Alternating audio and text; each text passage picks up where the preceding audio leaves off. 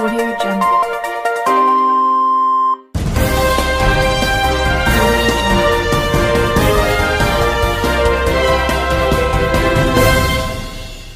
నమస్కారం RK communication city news కి స్వాగతం.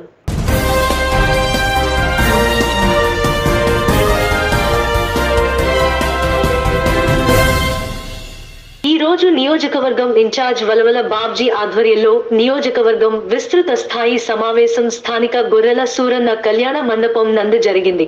ఈ కార్యక్రమంలో భవిష్యత్ గ్యారంటీ గురించి చర్చించి ఈ కార్యక్రమం ప్రజలకు తెలిపి అందరికీ ఆన్లైన్ చేయించి మరింత ముందుకు తీసుకెళ్లాలని సూచనలు చేయడం జరిగింది. అలాగే 20వ తేదీన విజయనగరం దగ్గర భోగాపురంలో యువగళం పాదయాత్ర ముగింపు కార్యక్రమం భాగంగా భారీ మహాసభ జరుగుతుంది. ఈ సభకు అధిక సంఖ్యలో అందరూ పాల్గొవాలని కోరారు. రాష్ట్ర కార్యదర్శి పెత్తాడిపల్లి సర్పంచ్ మిత్రులు పోతుల అమ్మవారు గారు, తాడేపల్లిగూడు రూరల్ మండల అధ్యక్షుడు పరిమి రవికుమార్ గారు, తెలుగు రైతు జిల్లా అధ్యక్షుడు పాతూరు రాంప్రసాద్ చౌదరి గారు, రాష్ట్ర కార్యదర్శి మాజీ మున్సిపల్ వైస్ చైర్మన్ గొర్రెల శ్రీధర్ గారు, అలాగే క్లస్టర్ ఇన్ఛార్జి జిల్లా ఉపాధ్యక్షులు కృష్ణమోహన్ గారు, జిల్లా కార్యనిర్వహణ కార్యదర్శి సుబ్రాజ్ గారు, అలాగే పట్టణ మహిళా అధ్యక్షురాలు రమాదేవి గారు, అలాగే మన ఎంపీటీసీ భవానీ గారు,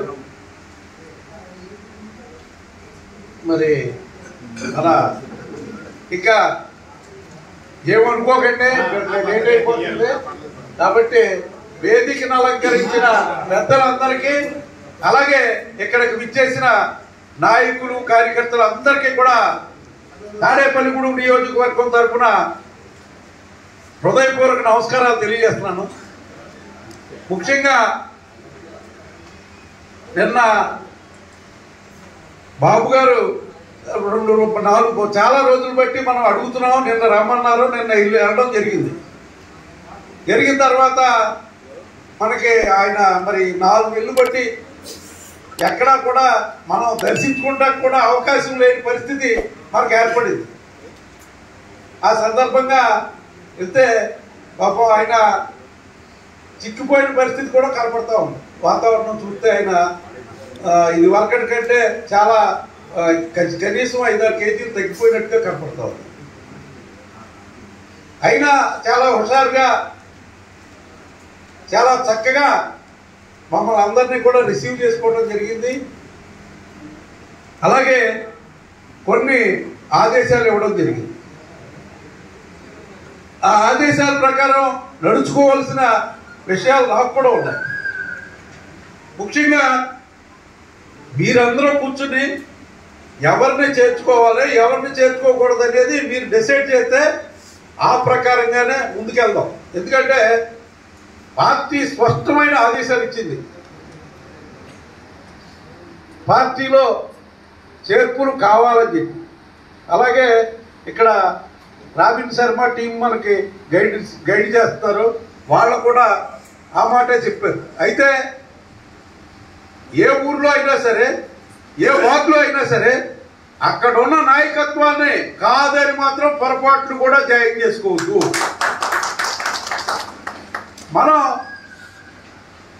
మన నాయకులు పర్వాలేదు, మనకు బలం పెరుగుతుందంటే జాయిన్ చేయండి, లేకపోతే మన కేడర్ మనకు సరిపోతుంది. ఎక్కడ ఇప్పుడు తాడేపల్లిగూడెం నియోజకవర్గంలో ఉన్నంత కేడరు మరి జిల్లా వ్యాప్తంగా ఉందే కాదని అంటలేదు. మీరందరూ ఈ 3.5 సంవత్సరాలుగా నాకు పూర్తి కోఆపరేషన్ ఇచ్చి నన్ను ఎదరికి మీరు నడిపించారు. అంతేగాని నా ఒక్కడి వల్ల ఎక్కడ ఏమీ అవదు. మీరందరూ పూర్తి సహకారం ఇచ్చిన మూలనే తాడేపల్లిగూడెం నియోజకవర్గాన్ని, ఎక్కడో ఉన్న నియోజకవర్గాన్ని ఎక్కడికో తీసుకెళ్లారన్న మాట ఒక 20 రోజుల క్రితం మనల్ని స్పెషల్గా జిల్లా పూర్వ జిల్లాలో 15 నియోజకవర్గాల్లో మరి తాడేపల్లిగూడెం నుంచి రమ్మనంటే వెళ్ళడం జరిగింది లోకేష్ గారి దగ్గరికి. గ్రామీణ బ్యాంక్ సేవకులను డిపార్ట్మెంటల్ ఉద్యోగులుగా గుర్తించాలని జీడీఎస్ ఉద్యోగుల సంఘం నాయకుడు ప్రసాద్ కోరారు. తాడేపల్లిగూడెం హెడ్ పోస్ట్ ఆఫీస్ వద్ద శుక్రవారం 4వ రోజు నిరవధిక సమ్మె నిర్వహించారు. తమ సమస్యలు చాలా చిన్నమని వాటిని పరిష్కరించడం కేంద్రం చిన్న చూపు చూస్తుందన్నారు. అనంతరం ర్యాలీ నిర్వహించారు.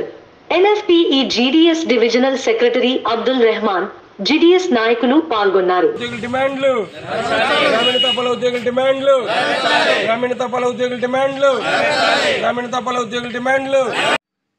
గ్రామీణ ప్రాంతాల్లో పనిచేసే పోస్ట్ ఆఫీసులో పనిచేసి ఏదైతే మేము తపాలా ఉద్యోగులు ఉన్నామో దాదాపు దేశంలో 1,53,000 పోస్ట్ ఆఫీసుల్లో దాదాపుగా సుమారు 3,50,000 మంది పైనే మేము పనిచేస్తున్నాం.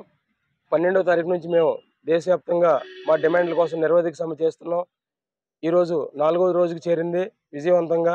అయితే డిపార్ట్మెంట్ ఏం చేస్తుందంటే మొదటి రోజు నుంచి కూడా మా మీద ఏదో రకమైన నిరంకుశమైన చర్యలు చేయడానికి పాల్పడుతుంది. ఎందుకంటే ఈ సమ్మె నిర్వీర్యం చేయడానికి మా డిమాండ్లు చాలా న్యాయమైనవి, చాలా చిన్నవి అయినా కానీ మా డిపార్ట్మెంటు మా మీద ఒత్తిడి చేసి ఎన్నో టార్గెట్లు తీసుకుని ఈ డిపార్ట్మెంట్ మొత్తం మాకు వచ్చే మేము సంపాదించిన ఆదాయంతోనే బ్రతుకుతూ కూడా మమ్మల్ని చాలా ఇబ్బంది పెట్టి భయపెట్టి ఎలాగైనా సరే ఈ సమ్మె నిర్వీర్యం చేసి మమ్మల్ని ఇబ్బందుల పాలు గురి చేయాలని, మా సమస్యలు నెరవేర్చకుండా చేయాలని చాలా కఠినతరమైన చర్యలు చేస్తుంది.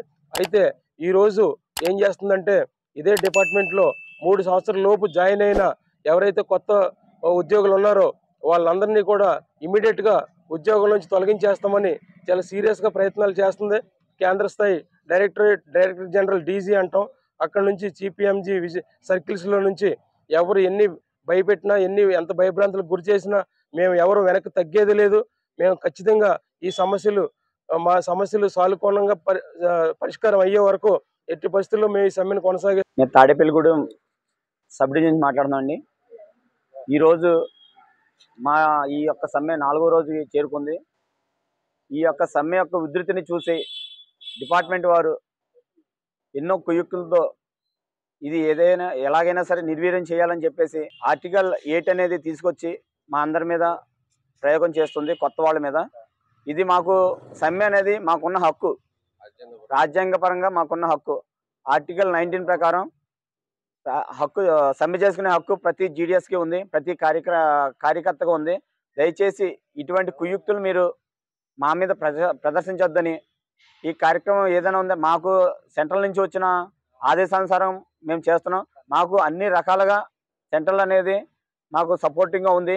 ఈ ఆర్టికల్లో 8 అనేది దానివల్ల ఎటువంటి ఉద్యోగం ఎవరికి పోదు. దయచేసి మీరు ఇటువంటి కుయుక్తులు మానుకుని మాకు కూడా డిపార్ట్మెంట్ ప్రకారంగా కూడా మాకు సపోర్ట్ చేస్తారని మనస్ఫూర్తిగా కోరుకుంటున్నాం. తాడేపల్లిగూడెం H1 నుంచి మాట్లాడుతున్నామండి. 12/12/23 నుంచి మేము స్ట్రైక్ చేస్తున్నాం. ఇది 4వ రోజు. మా యొక్క డిమాండ్లు అన్నీ నెరవేర్చకుండా ఈ యొక్క డిపార్ట్మెంటు చాలా కుయుక్తులు చేస్తుందండి. ఇప్పుడు ఏంటంటే కొత్తగా 3 సంవత్సరాల కంటే తక్కువ సర్వీస్ ఉన్న వాళ్ళని టర్మినేట్ చేస్తానని చెప్పి నోటీసులు జారీ చేస్తున్నారండి. అటువంటి అపోహలన్నీ నమ్మొద్దని మేము కోరుకుంటున్నాం. అదేవిధంగా మా యొక్క డిమాండ్స్ నెరవేర్చేదాకా ఈ యొక్క డిపార్ట్మెంట్ని అదేవిధంగా గవర్నమెంట్ని కూడా నెరవేర్చేదాకా మేము ఎట్టి పరిస్థితుల్లో వెనక్కి వెళ్ళేది లేదు. ఒకవేళ ఆ విధంగా టెర్మినేట్ చేస్తామని చెప్పి నోటీసులు ఇచ్చినా కానీ మేము ఎట్టి పరిస్థితుల్లో వెనకడుగేయం, వాళ్ళకి మేము అండగా ఉంటాం. కాబట్టి మా యొక్క న్యాయమైన కోరికల్ని తీర్చమని, ఈ యొక్క డిమాండ్స్ని తీర్చమని గవర్నమెంట్ని అదేవిధంగా డిపార్ట్మెంట్ని కూడా కోరుకోవడం జరుగుతుందండి.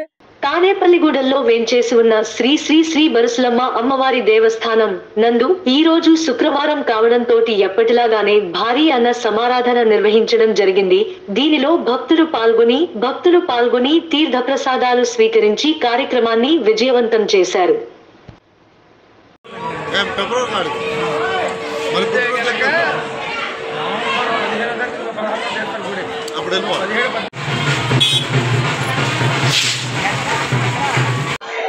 జై బరుసమ్మ తల్లి.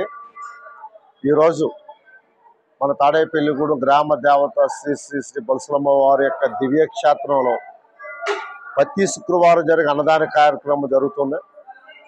ఈ అన్నదాన కార్యక్రమానికి సహకరించిన భక్తులు దాతలు చింతలపాటి జగన్నాథరాజు గారు, వారి భార్య వెంకట రమ్య దంపతులు అన్నదానానికి 5,116 రూపాయలు ఇవ్వడం జరిగింది. అలాగే కర్రీ దీపిక గారు 60 కేజీలు రైస్ ఇవ్వడం జరిగింది. అలాగే మన ఉత్సవ కమిటీ మెంబర్ అయినటువంటి సిసిఎఫ్ ఫండ్ బోర్డు మెంబర్ అయినటువంటి కర్రీ భాస్కరరావు గారు ఈరోజు ఆయన 10 కేజీలు పెరుగు ఇవ్వడం జరిగింది. వీరికి దాతలందరూ కూడా అమ్మవారి ఆశీస్సు ఉండాలని నేను ఉత్సవ కమిటీ కోరుకుంటున్నాను. అలాగే మన అమ్మవారి యొక్క కార్యక్రమాల భాగంగా అమ్మవారికి కేజీ బంగారంతో మేము తలపించాం సంవత్సరాల క్రితం. ఇప్పటి వరకు మాకు 600 నుంచి 650 గ్రాములు కుడియడంగా బంగారం రావడం జరిగింది. ఇంకా కొద్దిగా మాకు ఒక 200 గ్రాములు బంగారం వస్తే అమ్మవారికి సంక్రాంతి పండుగ నాటికి ఈ కార్యక్రమాన్ని పూర్తి చేద్దాం అనుకుంటున్నాం. కాబట్టి భక్తులు ఏమన్నా ఇవ్వదలుచుకున్న వారు కానీ సంకల్పించుకుంటే తొందరగా ఇస్తే ఈ కార్యక్రమాన్ని మేము పూర్తి చేస్తామని మీకు తెలియపడుతున్నాను. అలాగే మనం అమ్మవారి యొక్క దేవస్థానంలో అతి త్వరలోనే మా యువ గారు రవిశంకర్ గారి ఆధ్వర్యంలో అమ్మవారికి ఒక కార్యక్రమం తలపించాం. అదేంటంటే వెంకటేశ్వర స్వామి యొక్క కళ్యాణం అని అనుకుంటున్నాం. అది మన మంత్రివర్యుల ప్రోద్బలంతో ఆయన డేట్కి నిర్ణయం అవ్వలేదు. మాకు తిరుపతి దేవస్థానం నుంచి మాకు డేట్ రావాలి. ఆ డేట్ వచ్చిన తర్వాత మేము డేట్ ఒక 15 రోజుల ముందు 20 రోజుల ముందు అనౌన్స్మెంట్ చేద్దామని చెప్పి మేము అనుకుంటున్నాం.